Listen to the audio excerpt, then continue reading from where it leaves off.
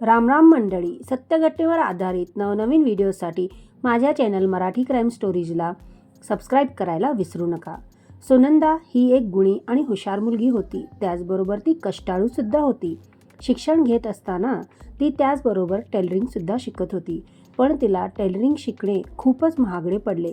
फक्त या आवडीसाठी तिला आपला जीव गमवावा लागला. आता टेलरिंग शिकताना नक्की काय घडलं ज्यामुळे तिला आयुष्याचा अखेरचा श्वास घ्यावा लागला? या सत्य घटनेची सविस्तर चर्चा करण्यापूर्वी चॅनलवर नवीन असाल तर मित्रांनो, चॅनलला सबस्क्राईब करायला विसरू नका. हा व्हिडिओ थोडा जरी आवडला असेल तर नक्की लाईक करा. मित्रांनो, खरं तर घडलं काय, चला ते बघूया. सुनंदा ही एक गुणी हुशार मुलगी होती. त्याचबरोबर कष्टाळूसुद्धा होती. तिला शिक्षणाची खूप चांगली आवड. ती अभ्यासात खूप हुशार पण होती. पण घरची परिस्थिती खूप दयनीय होती. पण शिक्षण घेत असताना थोडेफार पैसे कमवावे अशी तिची इच्छा होती आणि आपल्या आईवडिलांना मदत करावी आणि स्वतःच्या शिक्षणाचा खर्च स्वतः काढावा अशा विचाराची ती मुलगी होती. म्हणून सकाळी ती कॉलेजला जायची, दुपारी घरी आली की आईला मदत करायची आणि संध्याकाळच्या वेळेला ती टेलरिंग शिकायला जात होती. मग तिच्या घराजवळ सुनीता माने नावाची एक महिला चांगला ड्रेस शिवण शिकवायची. सुनीताला सुनंदाची आर्थिक परिस्थितीची जाणीव होती. म्हणून सुनीताने सुनंदाकडे शिकवणीचे पैसे न घेता फ्रीमध्ये टेलरिंग शिकवायला सुरुवात केली. सुनंदा कॉलेजमधून आल्यानंतर आपल्या घरचे काम आवरून नंतर अभ्यास करायला बसायची आणि त्यानंतर ती सुनीता माने यांच्या घरी असायची. टेलरिंग शिकत असताना सुनंदा सुनीताला तिच्या घरकामात सुद्धा मदत करत असे. सुनंदाला सुद्धा जाणीव होती की सुनीताताई तिच्याकडनं शिकवणीचे 1 रुपये सुद्धा घेत नाही. त्या आपल्याला फ्रीमध्ये शिकवण देत आहेत तर आपण सुद्धा त्यांचे उपकार विसरायला नको. म्हणून सुनंदा नेहमी सुनीताच्या घरच्या कामात सुद्धा मदत करत असे.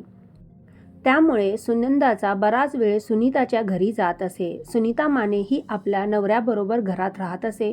फक्त हे दोघेजण घरात होते. सुनीताला अजून मूलबाळ नव्हते, त्यामुळे हे दोघेजणच घरात असायचे. सुनीता मानेच्या नवऱ्याचं नाव सूरज माने असे होते. सूरज हा स्वभावाचा खूप चांगला होता, पण त्याची नियत चांगली नव्हती. तो प्रत्येक परस्त्रीला वाईट नजरेने पाहत असे. जेव्हा सूरजने पहिल्यांदा सुनंदाला पाहिलं तर सुनंदा सूरजच्या मनात बसली होती. सुनंदा तशी खूप सुंदर होती, गोरी होती आणि आकर्षक व्यक्तिमत्व होतं. कोणीही पहिल्यांदा सुनंदाला पाहिल्यावर तिच्या प्रेमात पडावं तितकी ती प्रेमळ सुंदर होती. तसाच प्रकार हा सूरजच्या बाबतीत सुद्धा झाला. सूरजने जेव्हा सुनंदाला पहिल्यांदा पाहिले तेव्हापासून तो तिच्या बाबतीत खुळा झालेला होता. नेहमी तिच्याशी बोलण्यासाठी काही ना काहीतरी निमित्त काढायचा, नाहीतर तिला काम सांगायचा, जसं की ती तिच्या म्हणजे सूरजच्या जवळ येईल. पण सुनंदा बऱ्यापैकी सूरजच्या जवळ जात नसे. जेव्हा पण सूरज सुनंदाला काम सांगत होता ती सुनीताताईंना सांगत होती. नंतर असेच खूप दिवस निघून गेले. सूरजचे प्रेम आता हे हट्टात रूपांतर झालेले होते. आता तिला कोणत्याही परिस्थितीत सूरजला सुनंदा हवीच होती. तो तिच्या प्रेमात पडलेला होता. आता हे जिद्द कितपत जाईल हे आता सुनंदाला सुद्धा माहीत नव्हतं. सुनंदा नेहमी आपल्या कामात व्यस्त असायची. त्यानंतर ती आपल्या घरीसुद्धा निघून जात असे. नंतर दुसऱ्या दिवशी पुन्हा सुनीताताईंकडे येत असे. सूरज नेहमी सुनंदाबरोबर बोलण्याचं कारण शोधत होता, तर कधी अचानक तिला हलकीशी टक्कर मारत होता, जेणेकरून तिच्या अंगाचा स्पर्श सूरजला व्हावा असं त्याला वाटत होतं. सुरुवातीला सुनंदा या सगळ्या गोष्टींकडे लक्ष देत नव्हती, पण सूरजचं वागणं दिवसेंदिवस खूप विचित्र होत चाललेलं होतं. सूरज सुनंदाकडे एकटक बघतच बसायचा आणि तिच्याशी बोलण्याचा प्रयत्न करायचा, पण सुनंदा ही अजिबात उत्तर देत नसे. एके दिवशी सुनीताताई काही कामानिमित्त बाजारात गेलेली होती. सुनंदा घरात एकटी होती आणि सूरज जेव्हा अचानक घरी आला, दुपारची वेळ होती. सूरजने सुनीताला आवाज दिली तर तेव्हा सुनंदाने म्हटले की सुनीताताई घरात नाही आहेत, टेलरिंग सामान आणण्यासाठी त्या बाजारात गेलेल्या आहेत. तुम्हाला काय काम असेल तर तुम्ही मला नक्की सांगा, असं सुनंदाने सुरेशला म्हटलं. सुरेशला सुनंदाशी बोलण्याचा आता एकांत आणि एकटेपणा मिळालेला होता. सुनंदा टेलरिंग रूममध्ये आपली कामं करत होती. सुरेश हा त्या रूममध्ये गेला आणि सुनंदाचा हात पकडला. नंतर सुनंदाला म्हटला की मला तुझ्याशी प्रेम झालेलं आहे, तू माझ्याशी संबंध ठेव, असा हट्ट सुरेश सुनंदाकडे करू लागला.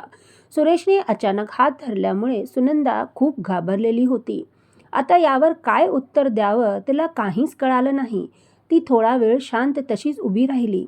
सुनंदा फक्त एवढे म्हटली, हे सगळं चुकीचं आहे. तुमचं लग्न झालेलं आहे, तुम्ही विवाहित आहात, मी तुमच्या मुलगीसारखी आहे. तुमच्या आणि माझ्यात अंतर बघा किती मोठं आहे. सुनीता ताई माझ्याशी खूप चांगलं वागतात, त्या खूप चांगल्या व्यक्ती आहेत. मी अजिबात कुणा दुसऱ्या व्यक्तीचं लग्न तोडणार नाही. मला हे काहीही पटत नाही. मी तुम्हाला हात जोडून विनंती करते की माझं हात सोडा आणि मला इथून जाऊ द्या. पण सुरेश एकही शब्द ऐकण्याच्या मनस्थितीत नव्हता. तो सुनीतावर थोडीशी जोर जबरदस्ती करत होता. तेव्हा सुनीताने रागाच्या भरात हात झटकला, सुरेशला धक्का दिला आणि तिथून निघून गेली. त्यानंतर सुनंदा पुन्हा कधी शिवण क्लासमध्ये आलीच नाही. नंतर ती घरीच असायची, फक्त कॉलेजला जायची आणि घरच्या कामामध्ये आईची मदत करायची. खूप दिवस असेच निघून गेलेले होते. एके दिवशी घरचा बाजार संपलेला होता. बाजार करण्यासाठी सुनंदाचे आई वडील बाजारात जाणार होते. सुनंदाच्या आईने सुनंदाला विचारले, तू सुद्धा आमच्याबरोबर बाजारला चल. तू खूप दिवस झालेला आहेस, घराबाहेरून निघालेली नाही आहेस. तू घरी एकटी बसू नकोस, आमच्याबरोबर चल. पण सुनंदा म्हटली, आई मला अजून अभ्यास करायचा आहे ग. तुम्ही दोघेजण बाजारात जा, निवांत जा. मी घरी राहते, माझा अभ्यास आवरते, त्यानंतर जेवण करून ठेवते. तुम्ही वेळेवर घरी परत या, असं सुनंदा म्हणाली आपल्या आईला. नंतर सुनंदाचे आई वडील बाजारसाठी निघून गेले. जेव्हा ते संध्याकाळी परतले तर तेव्हा त्यांनी घरी आल्यावर पाहिलं की सुनंदा फॅनवर लटकलेली आहे. तेव्हा सुनंदाच्या आईचं पायाखालची जमीनच सरकली. मोठमोठ्याने ओरडायला लागली आणि हंबरडा फोडून रडत होती. सुनंदाच्या आईचं इतकं रडणं ऐकून आजूबाजूचे लोक जमले. तिथल्या लोकांनी सुनंदाला फॅनवर लटकलेलं पाहून ते सुद्धा आश्चर्यचकित झाले. त्यांनी तिथल्या आजूबाजूच्या लोकांनी सुनंदाला खाली उतरवलं आणि तातडीने दवाखान्यात घेऊन गेले. डॉक्टरांनी सुनंदाला मृत घोषित केलं. त्यानंतर त्यांनी जवळच्या पोलीस स्टेशनमध्ये तक्रार नोंदवली. त्यानंतर पोलीस घटनास्थळी आले, दवाखान्यात पोचले आणि नंतर सगळी चौकशी करण्यात आली. सुनंदाच्या आईवडिलांनी सत्य परिस्थिती सांगितली की आम्ही दोघे बाजारात गेलेलो होतो, आम्ही दोघे घरात नव्हतो. पण आम्ही जेव्हा गेलेलो होतो बाजारला तेव्हा सुनंदा खूप आनंदात होती. पण परत आल्यावर हे कसं झालं, आम्हाला सुद्धा ह्या गोष्टीचा विश्वास पटत नाही. आम्ही नवरा बायको तुमची हात जोडून विनवणी करतो की आमच्या मुलगीबरोबर हे कुणी आणि का केलेलं आहे ते नक्की तुम्ही शोधून काढा. ती आत्महत्या करू शकत नाही, ह्या गोष्टीचा आम्हाला भरोसा आहे. सुनंदाचा मृतदेह पीएमसाठी पाठवण्यात आल्यावर रिपोर्टमध्ये असं दर्शवण्यात आलं की सुनंदाने आत्महत्या केलेली नाही आहे. फॅनवर लटकवल्यापूर्वी तिचा कोणीतरी गळा दाबून तिचा जीव घेतलेला आहे. त्यानंतर ही जेव्हा बातमी आजूबाजूच्या परिसरात पसरली, सगळीकडे खळबळ उडाली की इतक्या लहान मुलगीचा कोणी जीव घेतला असेल. नंतर पोलिसांनी थोडासा जोर दिला आणि त्यानंतर आजूबाजूला ह्या केसबद्दल चौकशी करण्यास सुरुवात केली. नंतर एका व्यक्तीने सांगितले की मी सुनंदाच्या घराबाहेर सुरेश माने ह्या नावाच्या व्यक्तीला पाहिलेला आहे. फक्त त्या व्यक्तीच्या एका स्टेटमेंटने सुरेश माने ह्याला अटक करण्यात आली. सुरुवातीला सुरेश हा उडवाउडवीची उत्तरं देत होता, पण जेव्हा पोलिसांनी खात्यांचा जोर दाखवला तेव्हा तो पोपटासारखा बोलू लागला. नंतर त्याने आपला कबूलनामा दिला. सुरेश म्हणाला, सुनंदावर माझं जीव आलं होतं, पण ती एकही शब्द ऐकण्याच्या मनस्थितीत नव्हती. माझं लग्न झालेलं होतं म्हणून ती माझ्याशी कोणत्याही प्रकारे संबंध ठेवण्यास तयार नव्हती. सुनंदा आणि माझ्यात वयाचं पण खूप मोठं अंतर होतं. सुरेश पण मी खूप उतावळा झालेला होतो सुनंदाला भेटण्यासाठी.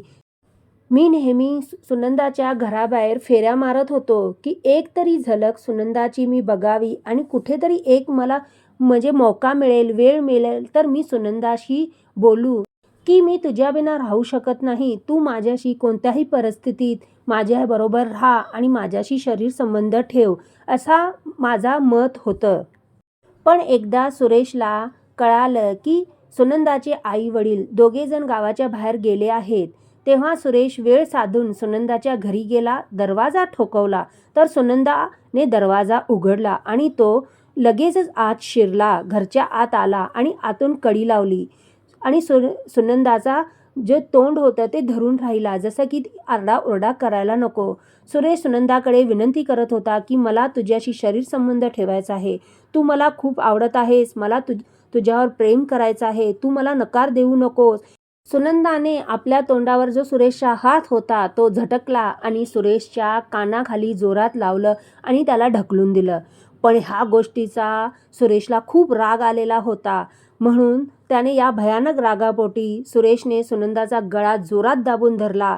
सुनंदाने स्वतःला सोडवण्याचा खूप प्रयत्न केला पण ती अपयशी ठरली. अखेर तिला आपला जीव गमवावा लागला. सुरेशवर आता पोलीस कारवाई करण्यात आली आहे आणि त्याला शिक्षासुद्धा झालेली आहे. फक्त एका विकृत बुद्धीच्या व्यक्तीमुळे आपल्याला एक हुशार, कष्टाळू, गुणी मुलगी गमवावी लागली. हे जे प्रकरण झालेलं आहे, ही जी घटना आहे, समाजाला काळिमा फासणारी आहे. मित्रांनो, या घटनेबद्दल तुम्हाला काय वाटतं? नक्की तुमच्या प्रतिक्रिया कमेंटमध्ये सांगा. भेटूया अशाच प्रकारच्या सत्य घटनेवर आधारित नवनवीन व्हिडिओजमध्ये. तोपर्यंत स्वतःची काळजी घ्या, सतर्क राहा. जय हिंद, जय महाराष्ट्र.